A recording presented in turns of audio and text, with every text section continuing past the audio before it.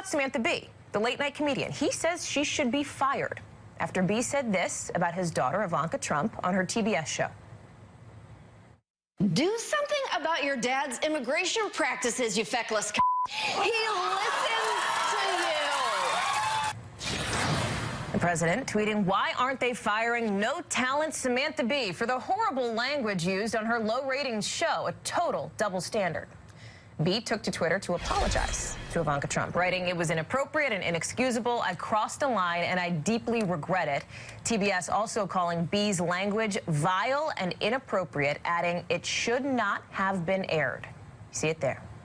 Joining me now is Anna Marie Cox, host of the podcast With Friends Like These, part of the Crooked Media Network. Eugene and Shauna are here with me on set as well. So, Anna, let me start with you here. The White House, the president are pointing to a double standard, referencing, of course, the Roseanne Barr racist tweet that ended up getting her show canceled after a ton of outrage about that. What do you make of that argument?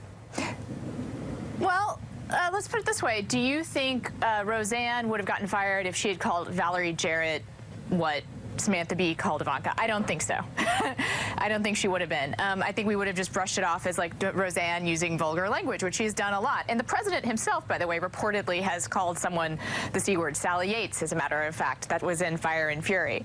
My personal position on this is that if I had been in Samantha Bee's position, I don't think I would have used that word, because I think the real insult in the passage is feckless, and I think the real obscenity is, of course, the immigration policy that she was commenting on. To use almost any other word in place of the C word would have made the point that she wanted to make. I also will point out, as other women have pointed out, that the fact that we consider the C word to be one of the grossest things you can call somebody says a lot about what our society thinks of women. And also to point out, the president, of course, is perfectly comfortable using this kind of language and not just talking about women's private parts, but actually assaulting them. So, I mean, I think there's a lot more vulgarity and a lot more obscenity happening in the Oval Office than there is on late night television. That said, Samantha Bee did herself no favors by using the word.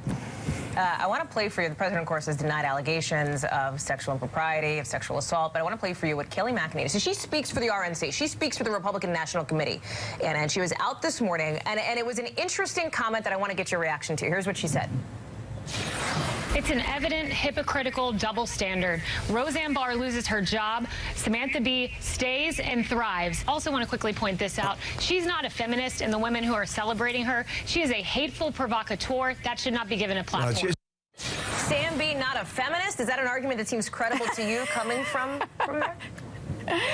No, it's not credible at all. Again, I'll just point to the different standards here. One is that the thing that Roseanne said has the weight of hundreds of years of the dehumanization of black people behind it.